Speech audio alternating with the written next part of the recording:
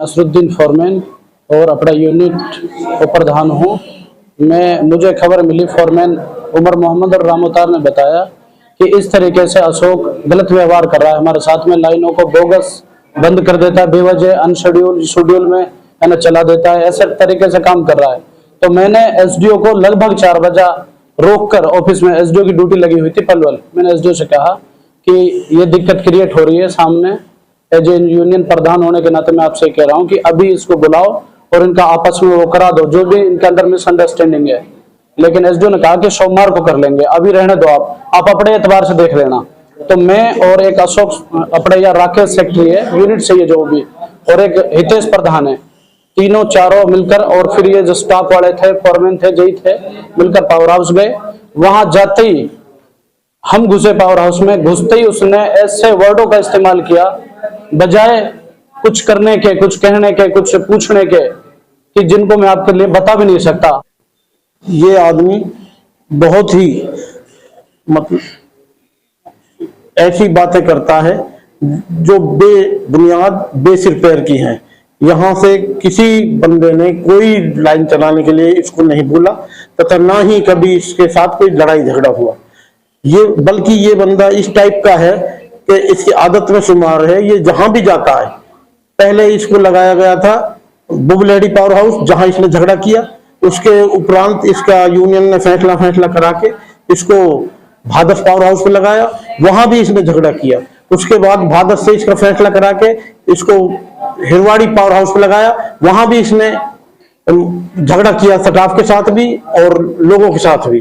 और इसने वहां पावर हाउस से 8-10 पेड़ कटवा के चुपचाप ट्राली में भरवा के बेच दिए, जिसके बारे में गांव वालों ने इसकी शिकायत करी और एसडीओ साहब ने इसको चिट्ठी लिखी। तो ये कहने लगा जी आपके तो मुझे माफ कर दो, आगे से ऐसी गलती मेरे से नहीं होगी।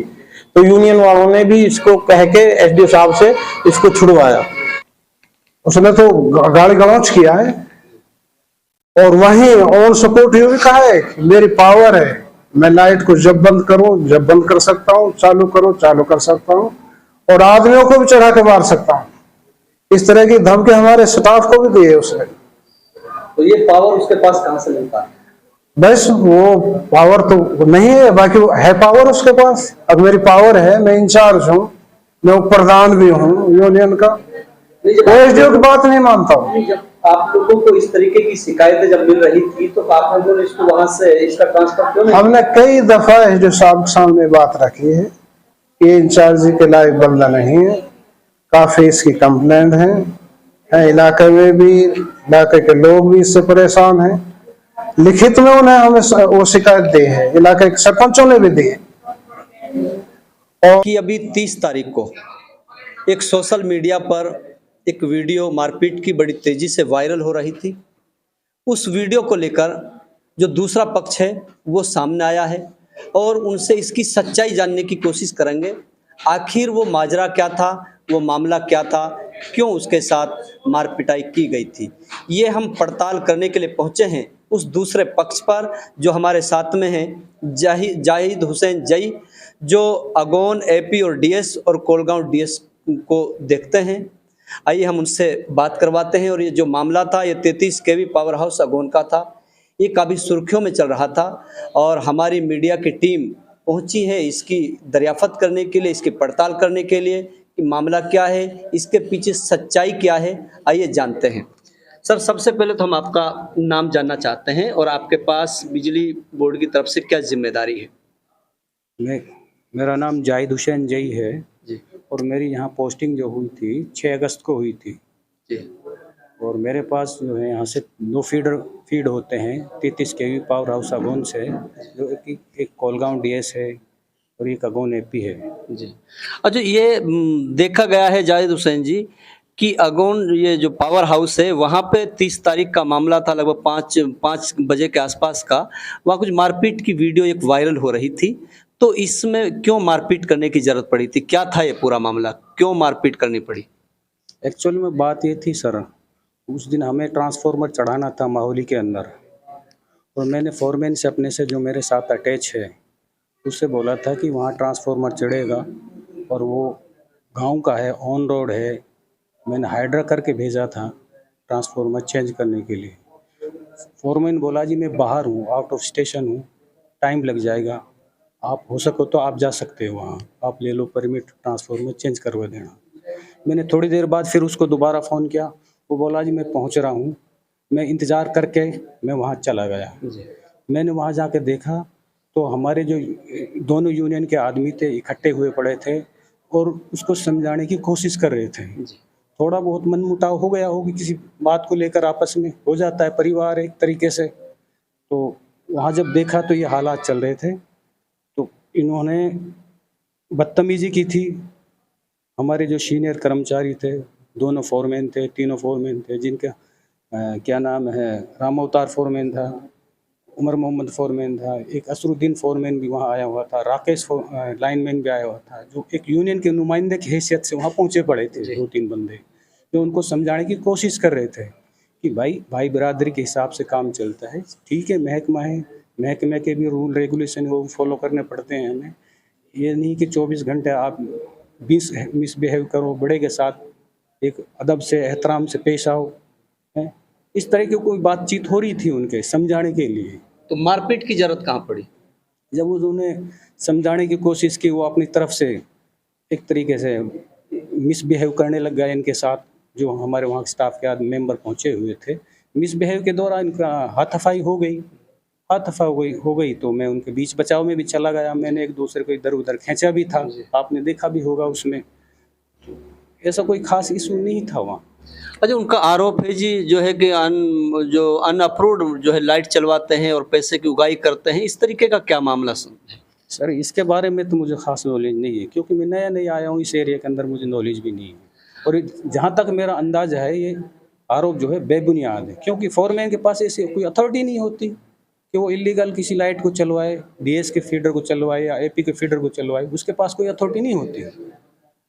जो एसडीओ साहब हैं बिजली बोर्ड के, उनसे बात की गई थी तो वो कहते हैं कि जो है कि हमारी बात को भी नहीं मानता है। आखिर क्या वजह है कि जो अशोक कुमार जी है वो एसडीओ की बात को भी नहीं मानते? इसके पीछे क्या राजनीति है? राजनीति क्या जी, वो सिरफिरा आदमी एक तरीके से किसी बात को मान लेता, किसी को नहीं मानता, किसी को हर तरह को, हर आदमी को एक जैसा ट्रीट करता है, ना तो छोटे को देखता है ना बड़े को देखता है, ना एज के हिसाब से देखता है ना पोस्ट के हिसाब से देखता है। इस तरह की हरकत वो करता रहता है। पहले से मैंने सुना है कि उसकी हिस्ट्री है, पहले जहाँ पावर हाउसों में पीछे रहा है, वहाँ से भी इसी तरह की हरकत इसकी सुनाई दी है।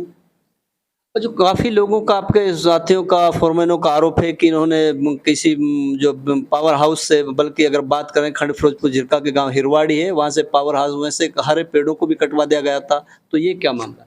नहीं, इसके बारे में मैं कुछ नहीं कह सकता, मेरे टाइम के दौरान नहीं हुआ था। हुआ होगा, झूठ थोड़ी बोलते, इतने सारे स्टाफ के मेंबर हैं, लाइन है, फोरमैन है, एलएम है, डीसी रेट के हैं, आउटसोर्स के हैं, रेगुलर हैं, वो झूठ थोड़ी नहीं बोलते हैं।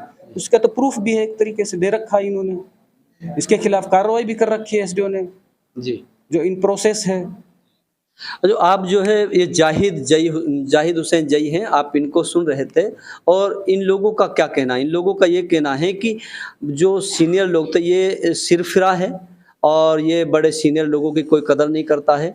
इसी की वजह से किसानों की तरफ से शिकायतें आ रही थी, और काफ़ी ऐसे लोग थे जो सरपंच तबके के लोग थे, उन लोगों की भी शिकायत मिल रही थी। उनको समझाने के लिए, समझाइश के लिए ये लोग पावर हाउस में गए थे सब मिलजुल कर, और मिलने के बाद इन लोगों ने उनको कहा, जब ये पहुँचे तो एज ए बीइंग सीनियर के नाते वो वहीं उसी कुर्सी पर बैठा रहा, और बड़े जो उनके सीनियर अधिकारी थे वो खड़े खड़े आप ही उनसे बातें कर रहे थे, लेकिन वीडियो में आवाज़ नहीं आ रही थी। इसके बारे में तो हम कुछ नहीं कह सकते, लेकिन इनका आरोप है कि ये जो जब उनसे कहा गया कि भाई आप लोग इस तरीके के ना करिए, लेकिन इन लोगों ने क्या किया कि जो है वो इनको जो है कि एक उम्रदराज व्यक्ति था जो इलाके के अंदर जो अच्छी छवि रखते हैं, उसको जो जिनको हर लोग अमीर साहब के नाम से जानते भी हैं, जो उमर मोहम्मद है वो फोरमैन है, उन लोगों को इसने जो है बदतमीजी से उनके साथ पेश आने का ये आरोप है। उन लोगों ने कहा है कि इस तरीके की भद्दी गालियां दी गई थी, जिसकी वजह से वो सहन नहीं कर पाए और उसको एज ए समझाइश के लिए, ताकि इसको एक छोटे होने के नाते उनको समझाने के लिए उसको एक थप्पड़ मारा था, लेकिन फिर वो उग्र हो गए और ज़्यादा इनको जो है गाली गलौज करने लगा।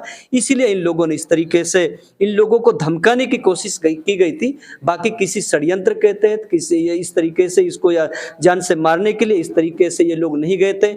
इस बात का भी अंदाजा लगाया जा सकता है कि एक आदमी गलत हो सकता है, 2 आदमी गलत हो सकते हैं, 3 आदमी गलत हो सकते हैं, लेकिन सारे लोग गलत नहीं हो सकते। इसमें काफ़ी लोग ऐसे थे जो सब उसकी जो है गलतियां बताते हुए नजर आ रहे हैं। बाकी अगर इनसे पहले जय साहब से पहले उनसे भी हमारी बातचीत हुई थी, जो फोरमैन थे। फोरमैनों ने कहा कि जहां जहां भी इन लोगों ने ड्यूटी की है वहीं इनके साथ मारपीट की गई है और मारपीट के दौरान इन्हीं लोगों द्वारा इनको बचाया गया है। इतना ही नहीं, हरे पेड़ों को भी इनके द्वारा काटा गया है, जबकि इसको भी ऑथराइज नहीं कि किसी भी बिजली बोर्ड के अंदर ये अपनी मर्जी के मुताबिक कि पेड़ों को काट दे। ये भी एक जुर्म है, इस तरीके से नहीं काट सकता, इसका भी एक कानून होता है। वो प्रोसेस अगर वो दिक्कत अगर कर रहे हैं पेड़, पहली बात तो यह है कि अगर पर्सनल पेड़ भी अगर किसी का अपना भी होगा, वो अपना पेड़ को भी बिना वन विभाग की इजाजत के नहीं काट सकते। लेकिन इनके ऊपर आरोप यह है कि इन्होंने 5 से 10 पेड़, हरे पेड़ों को, बड़े बड़े पेड़ों को काटकर और जो है कि अलग ले जाके अपनी जेब पॉकेट के लिए इन लोगों ने उसको बेचा है। इस तरीके का भी आरोप लग रहे हैं। जो अशोक कुमार ASSA ने जो आरोप इनके ऊपर लगाए थे उनको इन्होंने बेबुनियाद बताया है और उनके लिए ये कहा गया है कि ये जो इस तरीके के जो आरोप लगाए गए थे, बल्कि खुद उगाई करते हैं, सारा चार्ज इसी के पास होता है, पूरा बिजली बोर्ड का इंचार्ज होते हैं। ये ना SDO की सुनते हैं, ना जय की सुनते हैं, ना फोरमैन की सुनते हैं। आखिर इनके पास ऐसा पावर कहां से आ गया जो ना SDO की सुनेंगे, ना जय साहब की सुनेंगे, फिर किसकी सुनेंगे? आखिर इस पे एक सवाल और भी निकल कर आता है, जब SDO साहब की भी ये नहीं सुनते हैं तो SDO साहब ने इसको बदला क्यों नहीं, इसको यहाँ से चेंज क्यों नहीं किया? क्योंकि बिजली बोर्ड का मामला इस तरीके का होता है कि जिन लोगों की जिंदगी के साथ ये मामला जुड़ा हुआ होता है। जब लोगों की जिंदगी के साथ इस तरीके की जो लोग बता रहे कि सिरफिरा है और इस तरीके की हरकतें करता रहता है, लोग काम कर रहे हों और इस तरीके से लाइट अगर यहाँ से ऑन कर दी जाए, जो जिस तरीके का इनका आरोप मेरी तरफ से नहीं है, ये लोग जो आरोप लगा रहे हैं मैं उसकी बात कर रहा हूँ, तो ये तो लोगों के, किसानों के साथ और जो है कंज्यूमर के साथ बहुत बड़ा हादसा हो सकता है। आखिर SDO बिजली बोर्ड ने अब तक इनको बदला क्यों नहीं? क्या SDO साहब कोई बड़ा हादसा होने का इंतजार कर रहे हैं? आखिर क्या वजह है इसके पीछे, ये भी हम जानने की कोशिश करेंगे। लेकिन हम ये जानेंगे SDO साहब से। लेकिन इस मामले की पड़ताल करने के लिए जब SDO साहब के पास हम गए तो SDO साहब ने जो है उन्होंने कहा कि भाई मैं भी काफ़ी बार हमने भी कहा है कि हमारी बात को भी नहीं मानते हैं।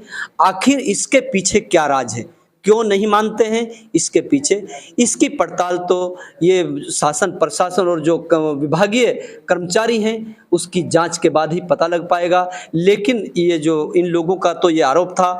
और अशोक कुमार के आपको आप लोगों ने वीडियो देखी होगी, अशोक कुमार का क्या आरोप था और इन लोगों ने उसकी सफाई में क्या कहा है।